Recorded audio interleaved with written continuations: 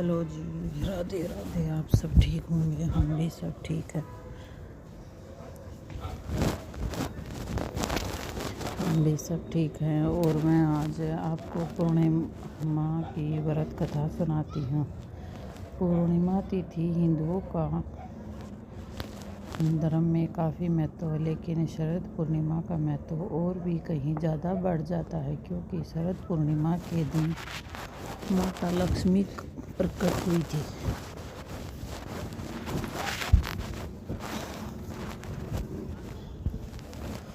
इस दिन माता लक्ष्मी समुद्र मंथन के दौरान प्रकट हुई थी। इस दिन माता लक्ष्मी दिवस भी मनाया जाता है। इस दिन माता लक्ष्मी धरती पर भ्रमण करती है। इस दिन भगवान विष्णु माता लक्ष्मी का पूजन अवश्य करना चाहिए। साथ में शरद पूर्णिमा की इस कथा का पाठ करने से व्रतों का फल 2 गुना मिलता है। शरद पूर्णिमा की संपूर्ण व्रत कथा। द्वारका युग में एक समय की बात है कि यशोदा जी ने श्री कृष्ण से कहा, हे कृष्ण, तुम सारे संसार के उत्पन्न करता हो, पोषण और उनके संहार करता हो। आज कोई ऐसा व्रत मुझसे कहो जिसके करने से मृत्यु लोक में स्त्रियों को विधवा होने का भय न रहे।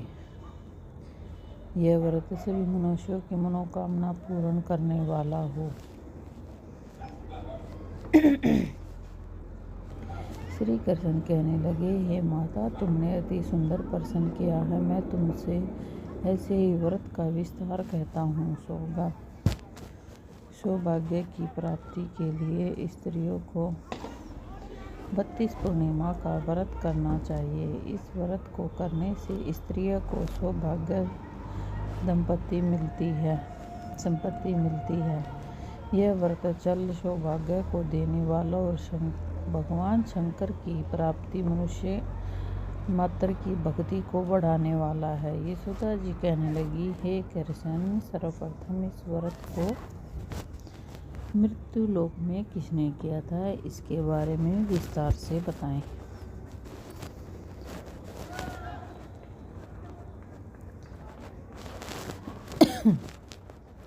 श्री कृष्ण जी कहने लगे कि इस भूखंड पर एक अत्यंत प्रसिद्ध राजा चंद्रहास से पालित उनके अनेक प्रकार के रत्नों से परिपूर्ण कातिका नाम की एक नगरी थी। वहाँ दुनेश्वर नाम का एक ब्राह्मण था। उसके स्त्री थी सुशील और रूपवती थी। दोनों में उस नगर में बहुत बड़े प्रेम के साथ रहते थे। घर में धन धान्य किसी चीज़ की कोई कमी नहीं थी। कमी थी तो बस उसे कोई औलाद नहीं थी, और उनको एक बड़ा ही दुख था, जिसे वह निसंतान होने के कारण हर समय दुखी रहते थे, परेशान रहते थे। एक दिन बड़ा तपस्वी योगी उस नगरी में आ गया। बाकी सबके घर से भिक्षा लेता, लेकिन वो उनके घर से कभी भी भिक्षा नहीं लिया करता था। उन्होंने एक दिन देखा, 2 दिन देखा, फिर उसने देखा वह योगी बाकी सभी घरों से भिक्षा लेता है, मांग कर भोजन किया करता है, लेकिन उस ब्राह्मण के घर से भिक्षा नहीं मांगता करता था। एक दिन योगी गंगा किनारे भिक्षा मांगकर प्रेम पूर्वक खा रहा था कि धुनेश्वर ने योगी को यह सब करते देख लिया।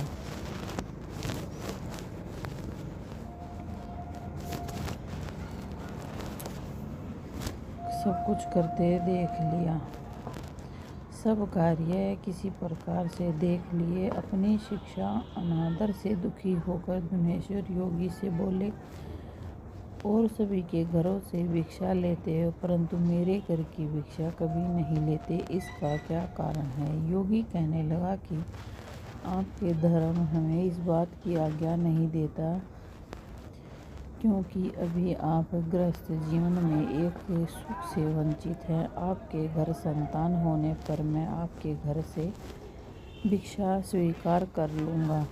जब तक आपके घर में संतान नहीं होती मैं आपके घर से भिक्षा नहीं लूँगा।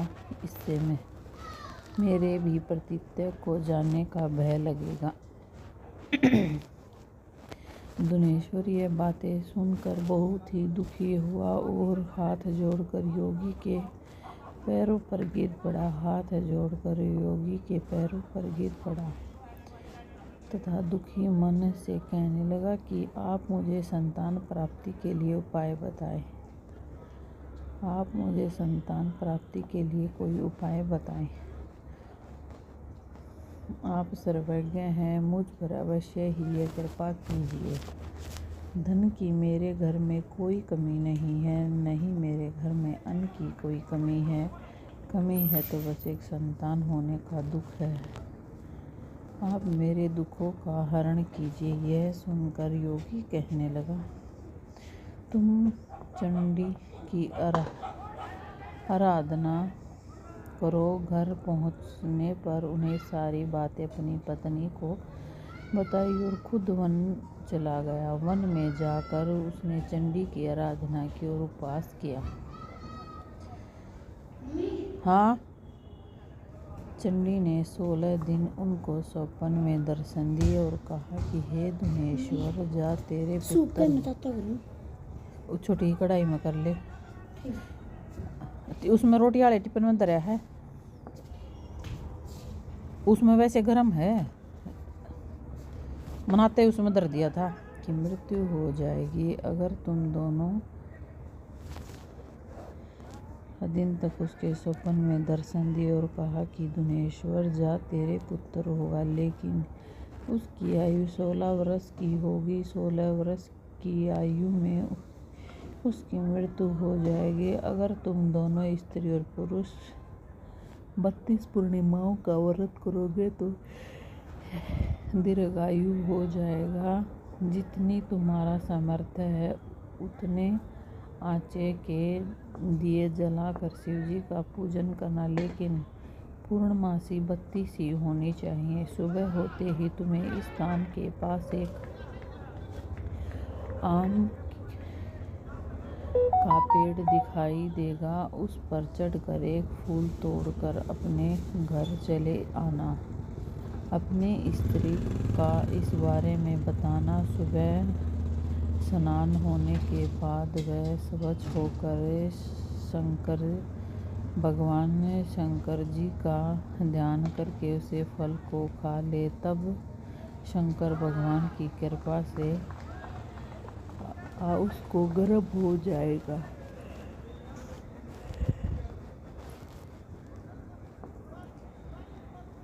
जब ब्राह्मण सुबह उठता है तो उससे उस स्थान पर आम का पेड़ दिखाई दिया।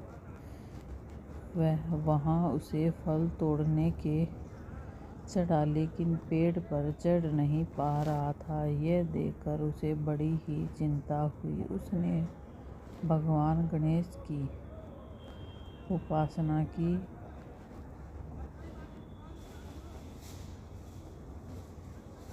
की और कहा, हे दयानिधि, अपने भक्तों के विघ्नों का नाश करके उनके मंगल कार्य को करने वाले और दुष्टों का नाश करने वाले, रिद्धि सिद्धि देने वाले, आप मुझे इतना बल दें कि मैं अपनी मनोकामना पूरी कर सकूं। इसके बाद वह पेड़ से फल तोड़कर अपनी पत्नी के पास पहुंचा। उसकी पत्नी ने अपने पति के कहे अनुसार उस फल को खा लिया और वह गर्भवती हो गई। देवी की कृपा से उसे बहुत सुंदर पुत्र पैदा हुआ।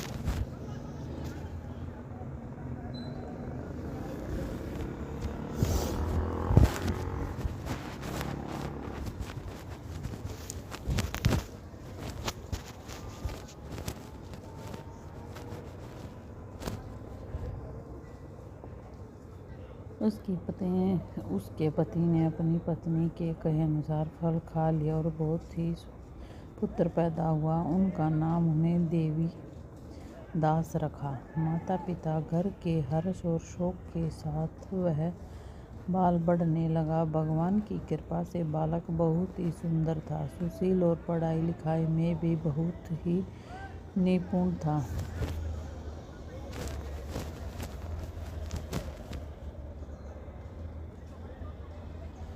दोनों पति पत्नी बहुत ही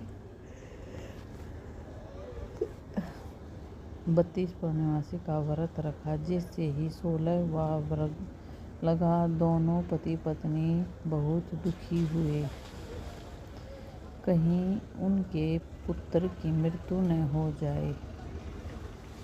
यह सोचा कि अगर उनके सामने यह सब कहता हूँ तो वह कैसा देख पाएगा। तभी उन्हें देवीदास के मामा को बुलाया और 1 वर्ष के लिए देवीदास को काशी में पढ़ने के लिए भेज दिया। 1 दिन के बाद उसे वापस लेकर जाना। देवीदास अपने माता के साथ एक घोड़े पर सवार होकर चल दिया। उसके मामा को भी यह बात पता नहीं थी। दोनों पति पत्नी ने 32 पूर्णिमा का व्रत किया। बोलियो क्वाट जा पिए काट का छिड़ी बाड़ा वाड़े तय। इस तरह मामा और भांजे दोनों रात गुजारने के लिए रास्ते में एक गांव में रुके। उस दिन उस गांव में ब्राह्मण की कन्या का विवाह होने लगा था।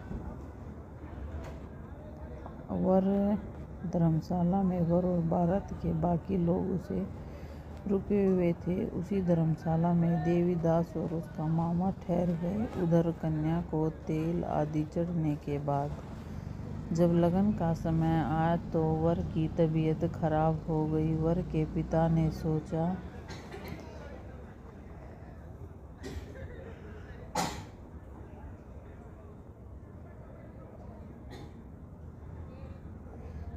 वर के पिता ने अपने परिवार वालों से विचार विमर्श कर कहा कि यह देवीदास मेरे पुत्र जैसा ही है।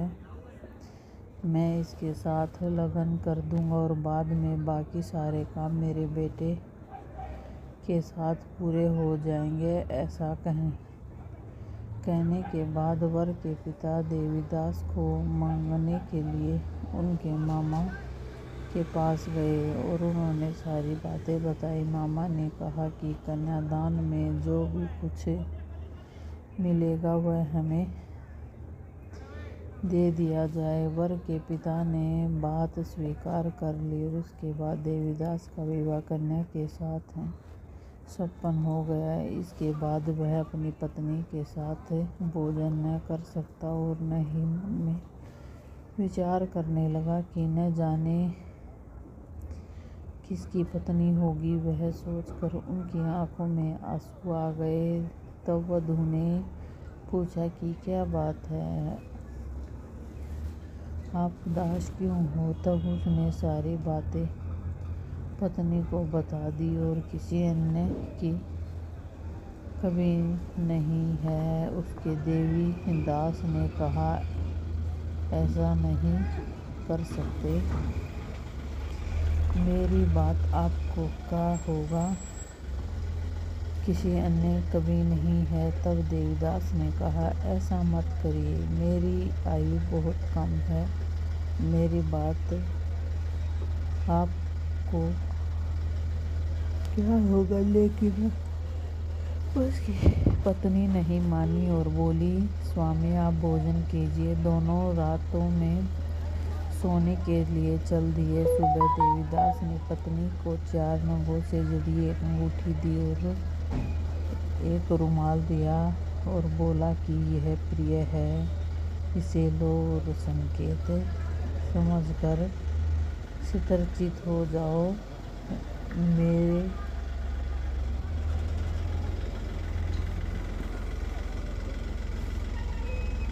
मेरे मरण और जीवन जीने के लिए एक पुष्प वाटिका बना लो। उसमें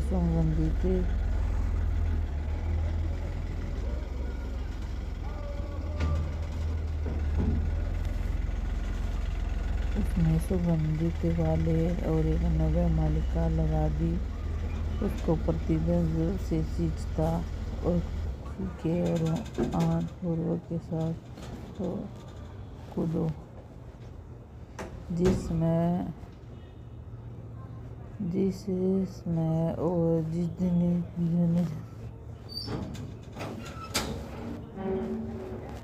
हरे हो जाएंगे, जान लेना मैं जीवित हूँ। यह समझकर वह वहाँ से चला गया। इसके बाद जब वर और बाकी बारात मंडप में आए तो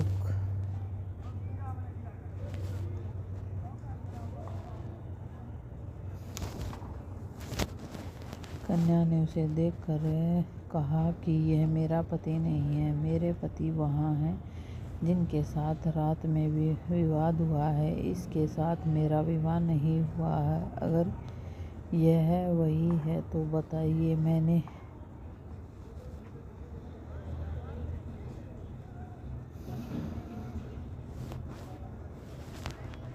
मेरे साथ विवाह नहीं हुआ। अगर यही वही है तो बताइए मैंने इसे क्या दिया था और साथ ही कन्यादान के समय में आभूषण मिले उन्हें दिखाइए। कन्या की ये बातें सुनकर कहने लगा कि मैं यह सब नहीं जानता। इसके बाद की सारी बारात भी अपमानित होकर लौटी है।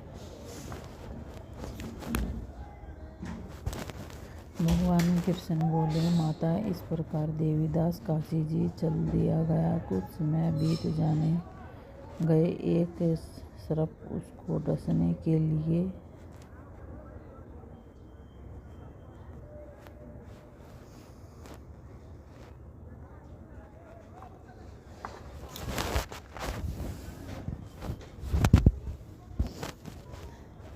श्री कृष्ण बोले, इस प्रकार देवीदास काशी जी चला गया।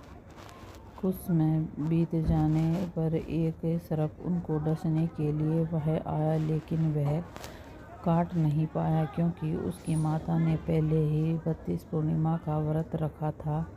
इसके बाद खुद काल वहाँ पहुँचा और भगवान की कृपा से तभी वहाँ माता पार्वती और भगवान विष्णु गणेश आ गए। देवीदास को मूर्छित दिशा में देखकर माता पार्वती ने भगवान शिव से प्रार्थना की, महाराज, इस बालक की माता ने पहले ही 32 पूर्णिमा के व्रत कर लिए हैं। आप इसको प्रणाम दे। भगवान शिव ने माता पार्वती के कहने पर उसे प्राण दान दिए। उधर उसकी पत्नी उसके काल की प्रतीक्षा कर रही थी। उसकी पत्नी ने जाकर देखा कि पुष्प और दोनों ही नहीं है तो उसको वाटिका फिर से हरी भरी हो गई। वह समझने लग गई कि उसका पति जिंदा हो गया है। उसके बाद वह बहुत ही प्रसन्न हुई और होकर अपने पति की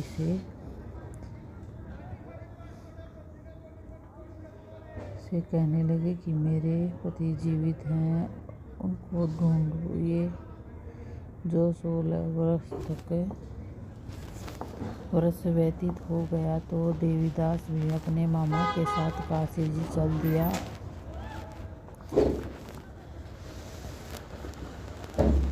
उन्होंने देखा कि देवीदास और उसका मामा उधर ही आ रहे हैं। उसको देखकर उसके ससुर बहुत ही प्रसन्न हुए और उसने अपने घर ले गए। वहाँ सारा वृत्तांत सुना दिया और देवीदास ने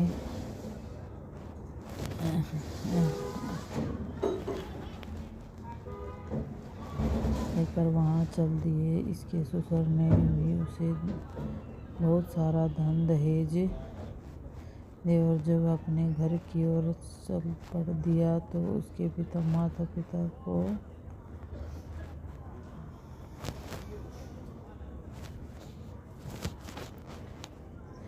तुम्हारा पुत्र देवीदास अपनी पत्नी और मामा के साथ आ रहा है, ऐसा विचार सुनकर पहले तो उन्हें विश्वास नहीं हुआ, लेकिन जब देवीदास आया और उसने अपने माता पिता के पैरों को छुआ तो जब दोनों को ही सीने में लगा लिया और दोनों के आने की खुशी में धुनेश्वर ने बहुत दान दक्षिणा ब्राह्मणों को दी। श्री कृष्ण जी ने कहने लगे कि इस तरह से जो 32 पूर्णिमाओं का व्रत रखने के प्रभाव से संतान प्राप्ति हुई है, जो स्त्रियों को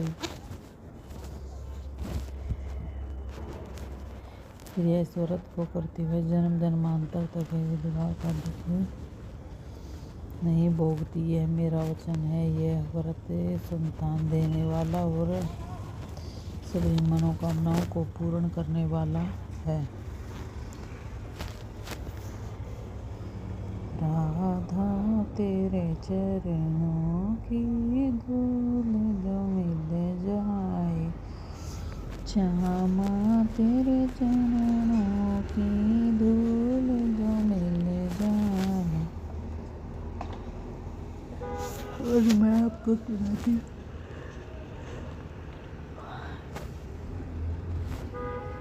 विष्णु भगवान की पूर्णमासी की व्रत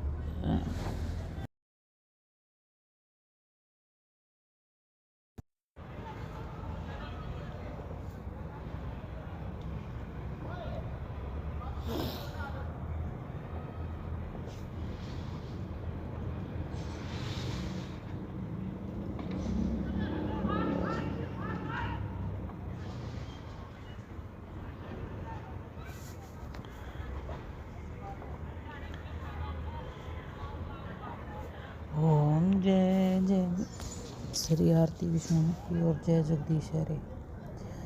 ओम जय जगदीश हरे स्वामी, जय जगदीश हरे। भक्त जनों के संकट क्षण में दूर करे। ओम जय जगदीश हरे स्वामी, जय जगदीश हरे।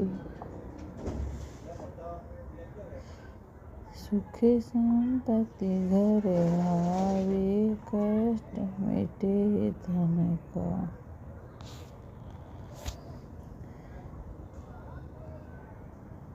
मात पिता तुम मेरे, शरण कहूँ मैं किस। तुम बिन और न दूजा, आस करूँ इसकी।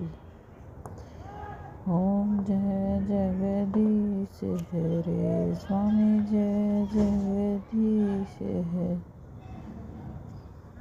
परम ब्रह्मा परमेश्वर, तुम सबके स्वामी। ओम जय जगदीश हरे स्वामी, जय जगदीश हरे। तुम हो करुणा के सागर, तुम पालन करता मैं मूर्ख। खल कामी कृपा करूँ भरता। ओम जय जगदीश हरे स्वामी, जय जगदीश हरे। तुम ही हो एक अगोचर, सबके प्राणपति। किस विधि मूल दया मैं तुमको मैं कोमति।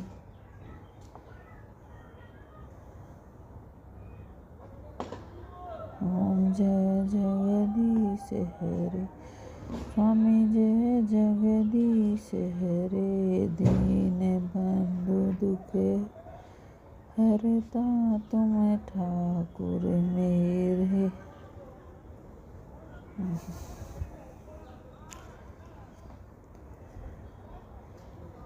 दीन बंधु दुख हरता तुम ठाकुर मेरे, अपने हाथ बढ़ाओ द्वार पड़े तेरे।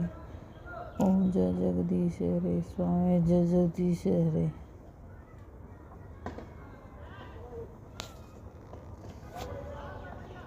विषय विकार मिटाओ, पाप हरो देवा। श्रद्धा शक्ति बढ़ाओ, संतन की सेवा। ओम जय गणेश देवाय स्वामी, जय गणेश देवाय। श्रद्धा तन मन धन और दंपति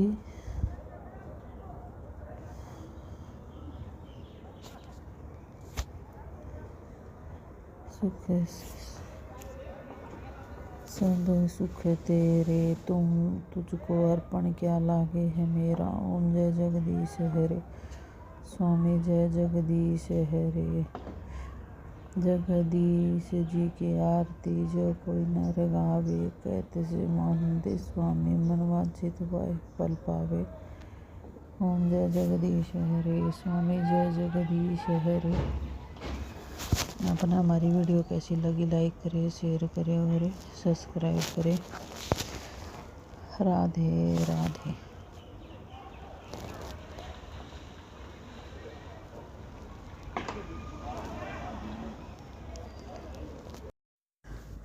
हेलो जी, राधे राधे। आप सब ठीक होंगे, हम भी सब ठीक हैं। और मैं आज आपको सुनाती हूँ पूर्णिमा और अमावस्या की व्रत कथा। दो बहनों की कहानी।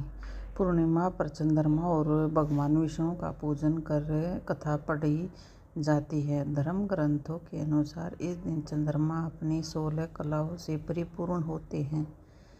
इस मौके पर आइए जानते हैं पौराणिक कथाएं। पौराणिक कथाएं प्रचलित है। एक दिन एक कथा के अनुसार एक साहूकार की 2 पुत्रियां थीं। दोनों पुत्रियां पूर्णिमा का व्रत रखती, लेकिन बड़ी पुत्री पूरा व्रत करती, छोटी पुत्री आधा व्रत करती थी। इसका परिणाम यह हुआ कि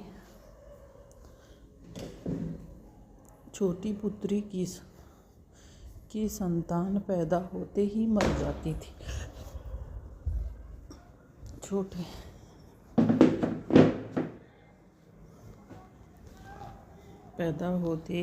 जाती थी। उन्हें पंडित ने उसका कारण पूछा तो उसने बताया कि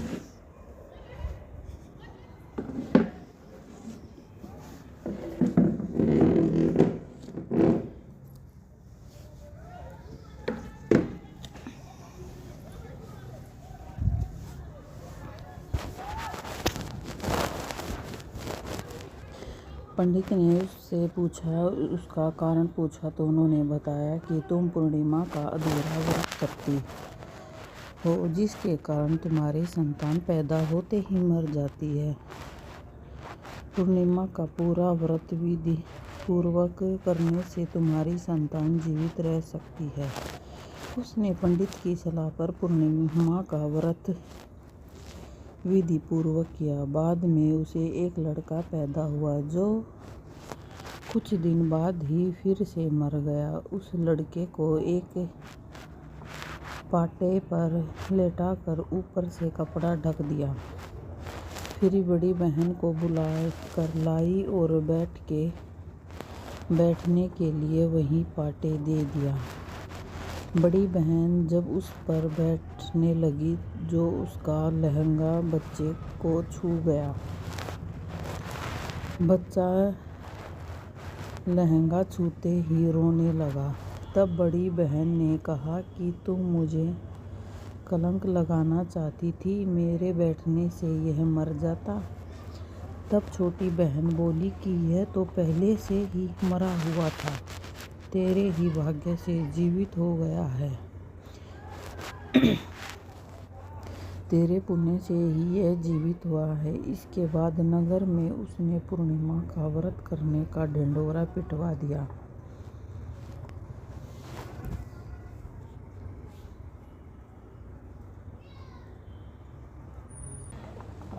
उसको गर्भ हो जाएगा।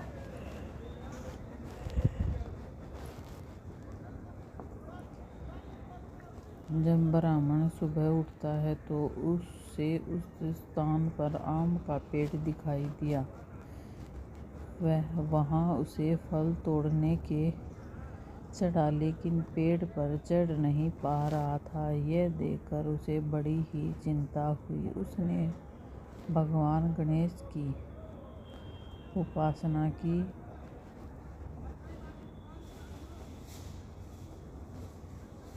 की और कहा, हे दयानिधि, अपने भक्तों के विघ्नों का नाश करके उनके मंगल कार्य को करने वाले और दुष्टों का नाश करने वाले, रिद्धि सिद्धि देने वाले, आप मुझे इतना बल दें कि मैं अपनी मनोकामना पूरी कर सकूं। इसके बाद वह पेड़ से फल तोड़कर अपनी पत्नी के पास पहुंचा। उसकी पत्नी ने अपने पति के कहे अनुसार उस फल को खा लिया और वह गर्भवती हो गई। देवी की कृपा से उसे बहुत सुंदर पुत्र पैदा हुआ।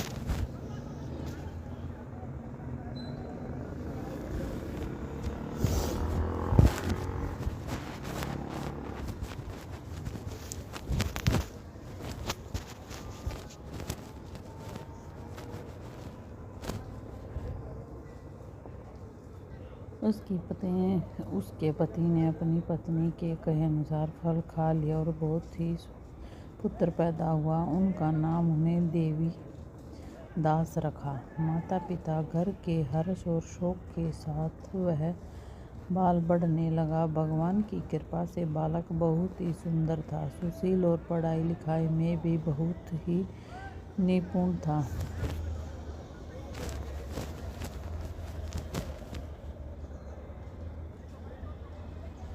दोनों पति पत्नी बहुत ही 32 पूर्णमासी का व्रत रखा, जिससे ही 16वां व्रत लगा। दोनों पति पत्नी बहुत दुखी हुए, कहीं उनके पुत्र की मृत्यु न हो जाए। यह सोचा कि अगर उनके सामने यह सब कहता हूँ तो वह कैसा देख पाएगा। तभी उन्हें देवीदास के मामा को बुलाया और एक वर्ष के लिए देवीदास को काशी में पढ़ने के लिए भेज दिया। एक दिन के बाद उसे वापस लेकर जाना। देवीदास अपने माता के साथ एक घोड़े पर सवार होकर चल दिया। उसके मामा को भी यह बात पता नहीं थी।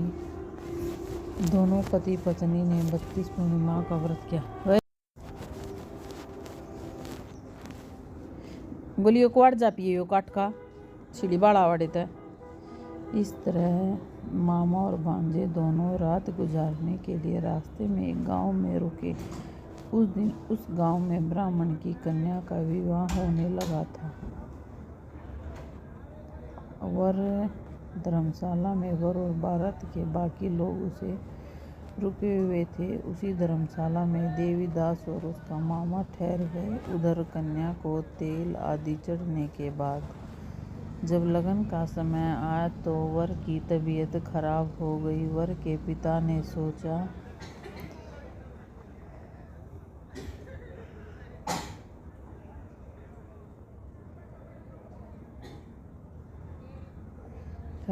वर के पिता ने अपने परिवार वालों से विचार विमर्श कर कहा कि यह देवीदास मेरे पुत्र जैसा ही है।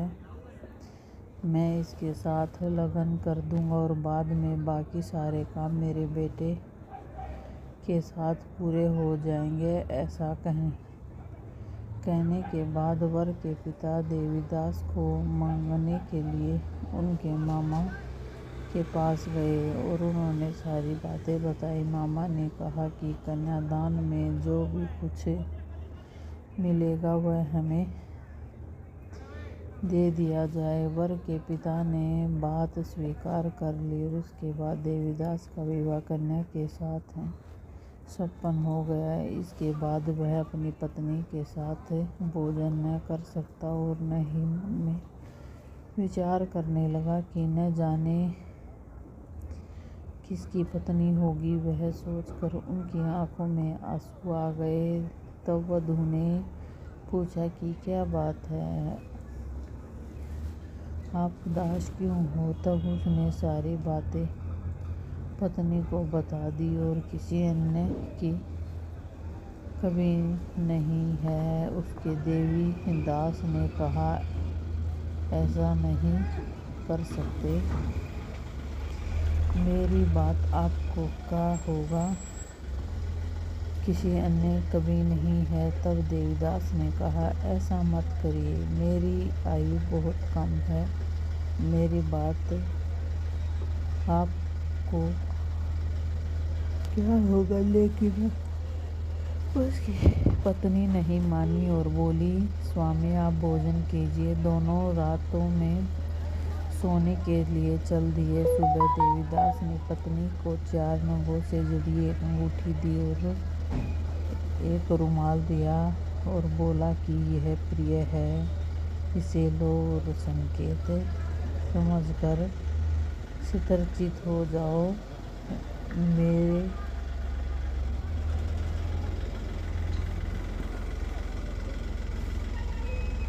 मेरे मरण और जीवन जीने के लिए एक पुष्प वाटिका बना लो। उसमें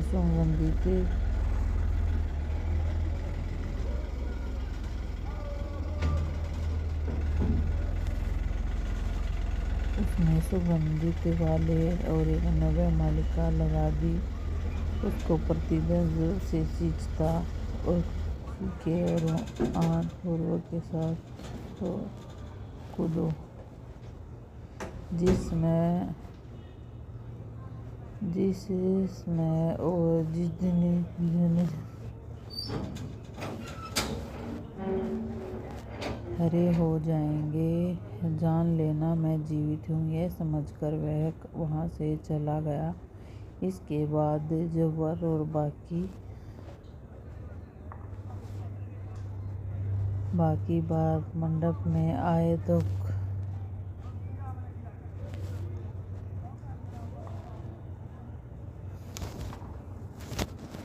कन्या ने उसे देखकर कहा कि यह मेरा पति नहीं है, मेरे पति वहाँ हैं जिनके साथ रात में भी विवाद हुआ है। इसके साथ मेरा विवाह नहीं हुआ है। अगर यह वही है तो बताइए। मैंने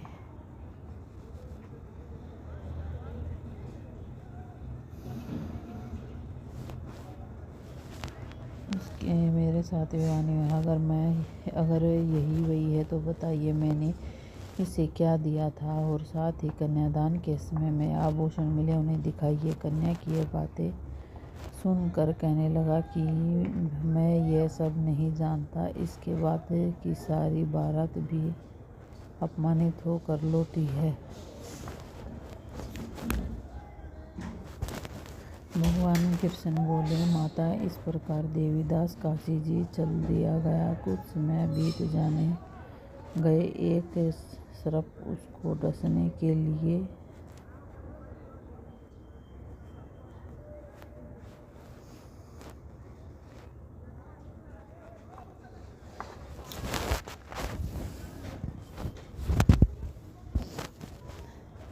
श्री कृष्ण बोले, इस प्रकार देवीदास काशी जी चला गया।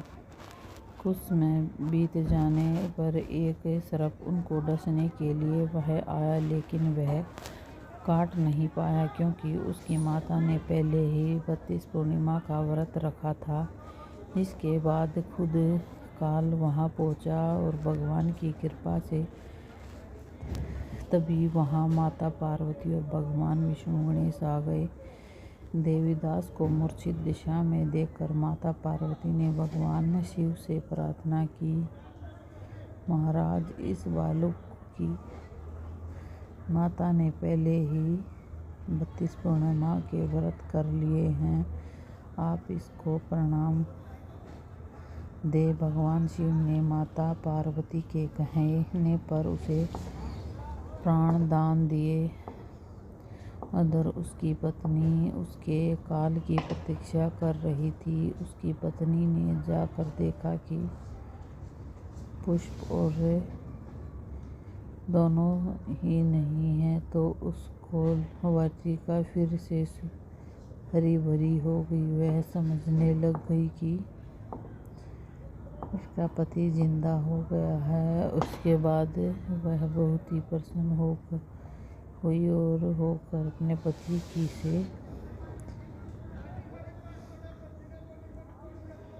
से कहने लगे कि मेरे पति जीवित हैं, उनको ढूंढिए। जो 16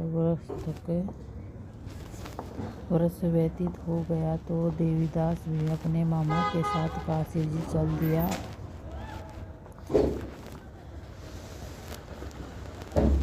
उन्होंने देखा कि देवीदास और उसका मामा उधर ही आ रहे हैं। उसको देखकर उसके ससुर बहुत ही प्रसन्न हुए और उसने अपने घर ले गए। वहाँ सारा वृत्तांत सुना दिया और देवीदास ने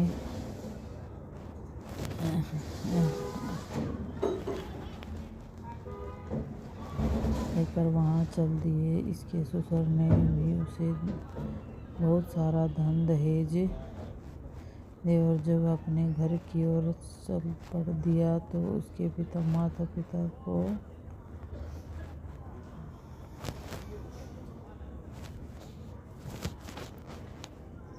तुम्हारा पुत्र देवीदास अपनी पत्नी और मामा के साथ आ रहा है, ऐसा विचार सुनकर पहले तो उन्हें विश्वास नहीं हुआ, लेकिन जब देवीदास आया और उसने अपने माता पिता के पैरों को छुआ तो मतलब दोनों को ही सीने में लगा लिया और दोनों के आने की खुशी में धुनेश्वर ने बहुत दान दक्षिणा ब्राह्मणों को दी। श्री कृष्ण जी ने कहने लगे कि इस तरह से जो 32 पूर्णिमाओं का व्रत रखने के प्रभाव से संतान प्राप्ति हुई है, जो स्त्रियों को इस व्रत को करते हुए जन्म जन्मांतर तक विधवा का दुख नहीं भोगती, यह मेरा वचन है। यह व्रत संतान देने वाला और सभी मनोकामनाओं को पूर्ण करने वाला है। राधा तेरे चरणों की धूल जो मिल जाए, श्यामा तेरे चरणों की धूल जो मिल जाए। और मैं आपको सुनाती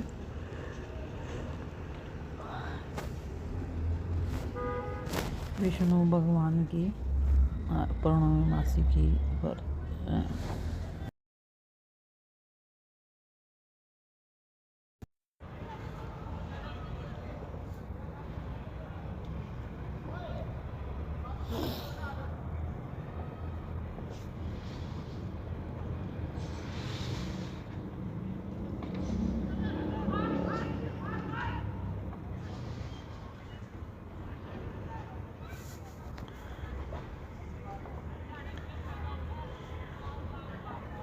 ओम जय जय श्री आरती विष्णु की और जय जगदीश हरे।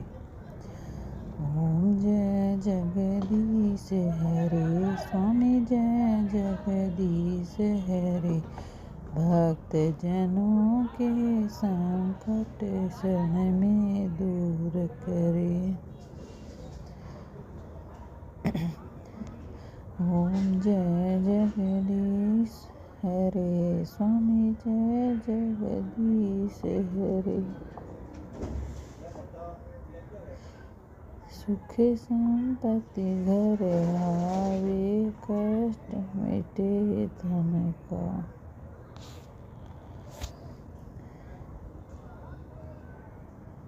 माता पिता तुम मेरे, शरण कहूँ मैं किस। तुम बिन और न दूजा, आस करूँ। ओम जय जगदीश हरे स्वामी, जय जगदीश हरे। परम परमात्मेश्वर तुम सबके स्वामी। ओम जय जगदीश हरे स्वामी, जय जगदीश हरे। तुम हो करुणा के सागर, तुम पालन करता मैं मूर्ख। खल कामी कृपा करो भरता। ओम जय जगदीश हरे, स्वामी जय जगदीश हरे। तुम ही हो एक गोचर सबके प्राणपति, किस विधि मूल दया मैं तुमको मैं कोमति।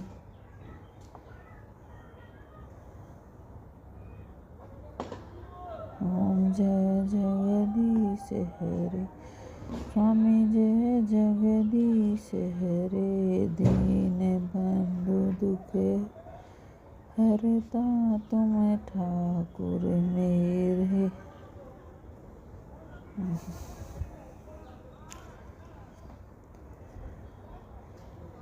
दीन बंधु दुख हरता तुम ठाकुर मेरे, अपने हाथ बढ़ाओ द्वार पड़े तेरे।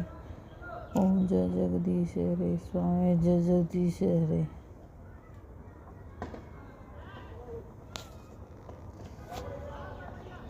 विषय विकार मिटाओ पाप हरो देवा, श्रद्धा शक्ति बढ़ाओ संतन की सेवा। ओम जय गणेश देवाय, स्वामी जय गणेश देवाय। श्रद्धा तन मन धन और दंपति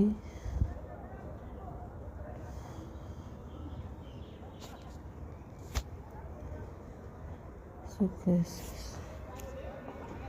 सब सुख तेरे, तुझको अर्पण क्या लागे है मेरा। ओम जय जगदीश हरे, स्वामी जय जगदीश हरे। जगदीश जी की आरती जो कोई नर गावे, कहते से मोहन स्वामी मन वांछित फल पावे। ओम जय जगदीश हरे, स्वामी जय जगदीश हरे। अपना हमारी वीडियो कैसी लगी लाइक करें, शेयर करें और सब्सक्राइब करें। राधे राधे।